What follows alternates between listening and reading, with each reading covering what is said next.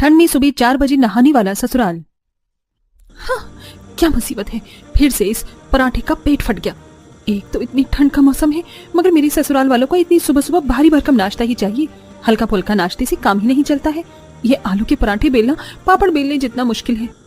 अंजू खुद में बड़बड़ा रही होती है, तभी डाइनिंग टेबल से ददिया सास सख्त मिजाज में बोलती है, पोता बहू, अरे पोता बहू, अरे कब से एक पराठा मांगा है, अभी तक बना नहीं। अरे कौन सी बीरबल की खिचड़ी बना रही है? जी जी बस लाई दादी जी। सबसे ज्यादा तो इस ददिया सास ने मेरी नाक में दम करके रख दिया है। पता नहीं सबको क्या खुजली मचती रहती है। उल्लू के पट्टे, पेटू लोग कहीं के। खून भी रखा है मेरा, कैसे कैद खाने जैसे ससुराल में आकर फंस गई हूँ मैं। आखिरकार ससुराल वालों को नाश्ता करवाने में अंजू के गरम मसाले जितने तेज गुस्से के पीछे का सारा मसला क्या है, ये मालूम करने के लिए कहानी के पिछले भाग से कुछ पेश करते हैं। जहां कड़ाके की ठंड में रात के 4 बजे गली मोहल्ले में घना धुंध छाया हुआ था। अड़ोसी पड़ोसी रजाई में खर्राटे मारकर सो रहे थे। पूनम ठंड में कपकपाते हुए अदरक कूट रही है। हे भगवान, आज तो इस ठंड के मौसम ने सारे रिकॉर्ड तोड़ डाले हैं। ऊपर से इतनी सर्दी में सुबह ठंड में नहाकर मेरी तो नानी याद आ गई। पता नहीं इन ससुराल वालों को कितनी गर्मी फूकते हैं। डेली सुबह इतनी ठंड में 4 बजे उठकर नहा धो लेते हैं। पूनम किल से मिजाज में चाय उबाल रही होती है। वहीं ससुराल के हर बाथरूम में सबके नहाने गुनगुनाने की आवाज आ रही थी। अरे अरे गंगे, अरे अरे गंगे, लगता है आज ठंड कुछ ज्यादा ही है। पानी में कितनी कनकनिए। ठंडे ठंडे पानी से नहाना चाहिए, गना आई या ना आए, गना चाहिए। ओए प्रिंस, पानी कितना चिल्ड है, मुझे तो नहाने में मजा आ रहा है। मुझको भी नहाने में मजा आ रहा है। पूरा ससुराल इतनी तगड़ी ठंड में भी तड़के सुबह 4 बजे नहा धोकर पूजा पाठ करते हैं और नाश्ते की मेज पर हाजिर हो जाते हैं। तभी दोनों बच्चे ठंड से छींकने लगते हैं।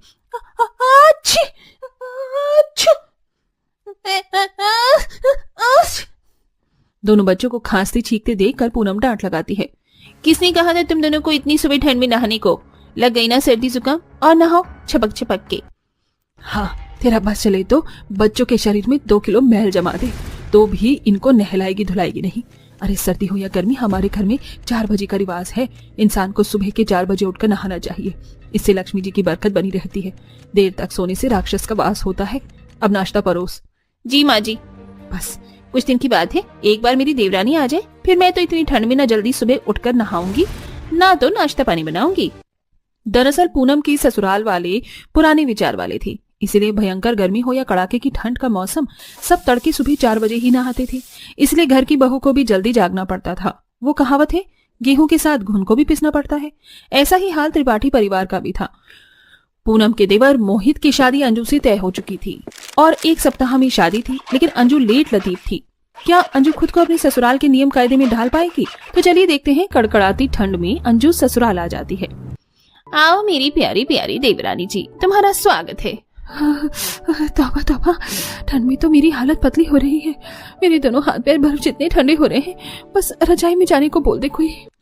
अंजू को ठंड में थर-थर कांपते देखकर ननन चारों बीच में चुटकी लेते हुए कहती है, अंजू भाभी, आप तो अभी से कांप रही हो। असली परीक्षा तो कल से शुरू है, आप तो कमर कस लो। क्या मतलब चारू? मैं समझी नहीं। तभी दादी सास बीच में टांग अड़ाते हुए बोलती है, कुछ नहीं पोता बहू, तू जाके आराम कर, सफर की थक गई होगी ना। सब लोग अपने कमरे में चले जाते हैं, मगर सुबह अंजू के लगभग 4 बजते ही खटपट की आवाज से आंखें खुल जाती हैं। कभी कभी मेरे दिल में ख्याल आता है कि जैसे तुझको बनाया गया है मेरे लिए।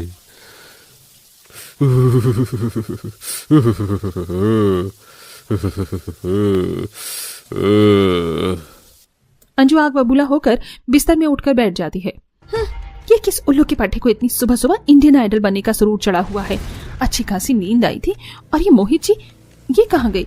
मोहित जी, कहाँ हो आप? अंजू, मैं बाथरूम में हूँ, जरा तौलिया पास करना, ठंड लग रही है। अच्छा जी, तो मेरे खुद के महान पतिदेव मेरी नींद के कबाब में हड्डी बन गए। हद है। अंजू उबासी लेते हुए तौलिया देती है, तभी उसकी ननद दरवाजा नॉक करती है। अंजू भाभी, आप उठ गई हो? उठो ना, दरवाजा खोलो। अंजू दरवाजा खोलती है, जहाँ चारू गीले बालों में खड़ी थी। ठंड के कारण उसके दांत बज रहे थे। भाभी 4 बज गई है, जल्दी से नहा धोकर नीचे आ जाओ। मगर चारू, अभी तो रात के 4 बज रहे हैं और बाहर इतनी ठंड हो रही है। मैं तो कहती हूँ तुम भी जाकर रजाई में सो जाओ। भाभी, हमारे घर में सब लोग तड़के सुबह 4 बजे ही नहाते हैं, यही नियम है यहाँ का। आप भी नहा लीजिए। अच्छा ठीक है। हे भगवान, क्या जुल्म है। इतनी ठंड में 4 बजे नहाने का भूत चढ़ गया है सब लोगों को। चल बेटा अंजू, चुल्लू भर पानी में डुबकी लगा ले। अंजू किसी तरह नहाने के लिए मग उठाती है, मगर तड़के सुबह 4 बजे ठंड का तापमान काफी ज्यादा था, जिससे उसकी हिम्मत जवाब दी जाती है। हे भगवान, मुझे तो इस बंद बाथरूम में भी कुल्लू मनाली जितनी ठंड लग रही है। ऊपर से ये पानी अंटार्कटिका के बर्फ जितना ठंडा है। आज तो वाट लग गई। जैसे वो एक मग पानी डालती है तो चीख पड़ती है, राम राम राम राम राम राम राम, कितनी ठंड है, मेरी तो आत्मा बाहर निकल गई। किसी तरह नहा धोकर अंजू सबको इतनी ठंड में ही सुबह सुबह नाश्ता करवाती है, और उसे बार बार उबासी भी आ रही थी। अरे ओ नहीं बहू, 2 गर्मा गर्म पराठे और ले आ। जी दादी जी, लाई बस। अरे बहू, चाय बहुत ही बढ़िया बनाई है, मेरे लिए 1 कप चाय और ले आना। जी ससुर जी। हे भगवान, एक तो इतनी ठंड में सुबह सुबह उठकर नहला धुला दिया, और इन सबको नाश्ता पानी करवाने में मेरी तो अच्छी खासी रील बन गई है। सारी चाय तो यही लोग कटक गए, मेरे लिए तो एक घूंट नहीं बची, फिर से बनानी पड़ेगी। अंजू जैसे ही दूसरे गैस पर चाय चढ़ाती है, इतने में तवे का पराठा जल जाता है। धुआं धुआं मच जाता है, जिससे पड़ोसी परेशान हो जाते हैं। भगवान, इन पड़ोसियों ने तो परेशान करके रख दिया है। सुबह के 4 बजते नहीं है कि इनके घर में खटर पटर चालू हो जाता है। अकल के दुश्मन। पड़ोसी तिवारी कंबल लिए हुए किलसे हुए मिजाज में 4 बजे सुबह सुबह बाहर निकलकर चिल्लाने लगता है। अरे क्या बीमारी है तुम लोगों को, रजाई में टिका नहीं जाता क्या, सोने नहीं देते हैं। इसी तरह रोजाना का सिलसिला हो जाता है। सबको डिनर करवाते, बर्तन धोते और सोते सोते अंजू को 12 से 1 बज जाते हैं, और जैसे ही 3-4 बजते हैं तो ससुराल वाले कुंडी खड़खड़ाने लगते हैं। पोता बहू, ओ पोता बहू, सुबह के 4 बज गए और तुम अभी तक पैर पसार कर रजाई में पड़ी हुई हो। जल्दी से उठ के नहा धो लो। हे भगवान, इन लोगों ने तो नींद खराब कर दी है। अरे बहू, उठी की नहीं? उठ गई दादी जी। अंजू, मेरे लिए जल्दी से गर्म पानी लगा देना, पानी गर्म हो जाए तो उठा देना। हाँ, तुम पड़ी रहो बिस्तर में, मैं पानी लगाऊं? खुंदक में बिस्तर से निकलकर अंजू सबके लिए पानी गर्म करती है, कपड़े निकाल कर वापस कमरे में लौटती है। हे भगवान, 4:30 बज गए। थोड़ी देर में ये भूखे नंगे लोग मुझसे नाश्ता मांगने लग जाएंगे, और अगर नहीं नहाऊंगी तो इसके लिए भी चिकचिकबाजी करेंगे। जल्दी से ठंडे पानी से नहा लेती हूँ। लेट होने के चलते अंजू बर्फ जितने ठंडे पानी से नहा लेती है, जिससे उसे बुखार लग जाता है। पता नहीं, आज थकान सी लग रही है, माथा भी गर्म हो रहा है। काम निपटा के रजाई में चली जाऊंगी। मगर बेचारी कामों में फंस कर रह जाती है। इसी तरह रोज का सिलसिला जारी था। बेचारी बहू को ना तो भरपूर नींद मिलती है, और ठंड में डेली लेट होने के चक्कर में वो ठंडे बर्फीले पानी से ही नहाकर नाश्ता बनाने में लग जाती थी। आप सब लोग क्या खाएंगे, जल्दी से बता दीजिए। आलू की पराठे चाची, आज आलू की पराठे बना लो। सच में बहू, आज कितनी बढ़िया वाली ठंड हो रही है। आज तो आलू के पराठे देसी घी लगाकर बना ले, और साथ में बर्फ डालकर ठंडा ठंडा रायता भी बनाना। पर पापा जी, इतनी सुबह सुबह ठंड में हल्का फुल्का नाश्ता करना ठीक रहता है, और मेरी तबीयत भी ठीक नहीं है तो। अरे बहू, हम कौन सा तुझे ठंड के मौसम में पहाड़ तोड़ने को कह रहे हैं। आलू के पराठे ही तो बनाने हैं, जल्दी से बना कर ले आ। जी माँ जी। बेचारी तेज बुखार में खांसते हुए रसोई में आकर पराठे बनाकर सबको परोसती है। इसी बीच उसे बार बार चक्कर भी आ रहे थे। लगता है सबका पेट फुल हो गया, अब जल्दी से गैस बंद कर देती हूँ। तभी हॉल में से दादी सास का ऑर्डर आ जाता है। अरे बहू, 2 आलू के पराठे ले आ, आलू ज्यादा ज्यादा भरना और घी लगाना। जी दादी जी। एक तो ये दादी सास बैठे बैठे 10 आदमी की खुराक अकेले खा जाती है, मेरी तो जिंदगी झंड हो गई है। गुस्से में लाल पीली होकर अंजू पराठा बेलती है तो पराठा बार बार फट जाता है। तभी उसे तेज बुखार के कारण चक्कर आता है और वो बेहोश हो जाती है। तभी मोहित रसोई में आकर अंजू को कमरे में लाता है। सब लोग डॉक्टर को बुलाते हैं। डॉक्टर साहब, अंजू को क्या हुआ है, वो एकदम से बेहोश कैसे हो गई? Don't you have sense? इनकी कंडीशन बहुत खराब है। इनके शरीर का बॉडी हीट टेम्परेचर बिल्कुल लो है, और नींद भी पूरी नहीं हुई है। पता नहीं कितने दिनों से सोई नहीं है। आप सब लोग इतने लापरवाह कैसे हो सकते हैं? अंजू की बिगड़ी कंडीशन देखकर ससुराल वालों को अपनी गलती का एहसास होता है। अब सब लोग 4 बजे ठंड में नहाने की आदत को छोड़ देते हैं। पता नहीं क्या फालतूगिरी है, मुझे खाना बनाना आता भी नहीं है और खाना बनाना पड़ रहा है। अच्छा लगता है एक अमीर घर की लड़की रसोई में खाना बना रही है। उप्स, कहीं मेरा मेकअप ना खराब हो जाए। ये कहकर आकांक्षा अपने मेकअप छोटे से मिरर में देखकर पाउडर सेटअप करने लगती है। तभी खाना जलने लग जाता है और सांस आ जाती है। हे भगवान, ये खाना कैसे जल गया? बहू, तू मेकअप कर रही और खाना नहीं देख रही? पहले से इतना पोत रखा है और क्या जरूरत थी तुझे मेकअप करने की? वहाँ सब लोग तेरे हाथ का खाना खाने के लिए बैठे हुए हैं और तू यहाँ मटर कश्ती कर रही है। उप्स, खाना जल गया। कोई बात नहीं माँ जी, आप खाना बाहर से ऑर्डर कर लो, मुझे बनाना नहीं आता वैसे भी। हाँ, वो तो मैं अपनी आंखों से देख रही हूँ, लेकिन ये पहली रसोई की रस्म थी, ये भी तुझे बाहर के रेस्टोरेंट से करवानी है? निकम्मी कहीं की। क्या बोला माँ जी आपने? आपको पता भी है मैं कितने बड़े अमीर घर से आई हूँ। दहेज तो देख लिया होगा आपने मेरा। हाँ, तो तेरे दहेज की चीजों से खाना बनवाए? खाना बनाना तो आना चाहिए था ना तुझे। हट जा, मैं ही खाना बना लूं, बस अपना हाथ लगा देना इस खाने पर। ठीक है माँ जी, मैं हाथ लगा दूंगी। अच्छा है, वरना मेरा नेल एक्सटेंशन खराब हो जाता। फिर करुणा जला हुआ खाना हटा देती है और खुद से छोले पूरी सब्जी रायता बनाकर तैयार कर देती है, जिस पर अमीर बहू का हाथ लगवा देती है और सब खाना खा पाते हैं। अरे भाभी, आपने तो बिल्कुल माँ की तरह खाना बनाया है। मुझे माँ के हाथों का स्वाद याद आ रहा है। अब तो आप ही खाना बनाना। अगर तेरी भाभी खाना बनाएगी ना, तब तो मुझे सिर्फ जला हुआ और बेस्वाद खाना मिलेगा। ये सारा खाना तेरी माँ ने ही बनाया है। वो क्या है ना, मेरी अमीर कल्लो बहू को कुछ आता नहीं है बनाना। माँ जी, आप मेरे बारे में कैसे बोल रही हैं? हाँ, तो जला हुआ खाना नहीं बनाना चाहिए था ना? ये भगवान, कैसे नखरे दिखा रही है, जैसे कि कहीं की पटरानी हो। काली मटर सी तो शक्ल है, तो ये हाल है। अगर गोरी होती तो पता नहीं कितना नाक में दम करती। फिर खाना खाने के बाद सब बहू को नाम के लिए शगुन दे देते हैं। 2-3 दिन और गुजरते हैं। करुणा आकांक्षा को खाना बनाने को कहती है। खाना बनाने की कोशिश में वो फिर से खराब खाना बना देती है, जिसे खाकर घर वाले उगल देते हैं। अरे रहने दो, अब से तुम खाना बिल्कुल भी मत बनाना। करुणा, तुम किसी और से कह देना और खुद भी खाना बना लेना। हाँ जरूर। पता नहीं मैं क्या क्या सोचकर कितने अरमान से इतने बड़े घर की लड़की को अपने घर में लाई थी कि अच्छा अच्छा खाना बनाकर देगी, लेकिन मेरी तो जिंदगी ही बर्बाद हो गई। अब मैं अपने छोटे बेटे की शादी के लिए कोई ऐसी लड़की ढूंढूंगी जिसे कम से कम खाना बनाना तो आता ही हो। क्या बात है माँ जी, आप कुछ मिनमिना रही हैं? तेज बोल दीजिए। बहू, तेरे बारे में मैं कुछ नहीं बोल रही, समझी? ऐसे ही दिन गुजरते हैं। करुणा खुद खाना बना बनाकर और अमीर बहू के तेवर से बहुत ज्यादा परेशान थी। इस बीच वो गरीब घर की अच्छा खाना बनाने वाली दिव्या को अपने छोटे बेटे के लिए ढूंढ लेती है और झट से शादी कर देती है, जहां शादी के बाद पहली रस्म में वो बहुत अच्छा खाना बनाती है और अपनी बहू को अपने हाथ से सोने के कंगन पहनाती है।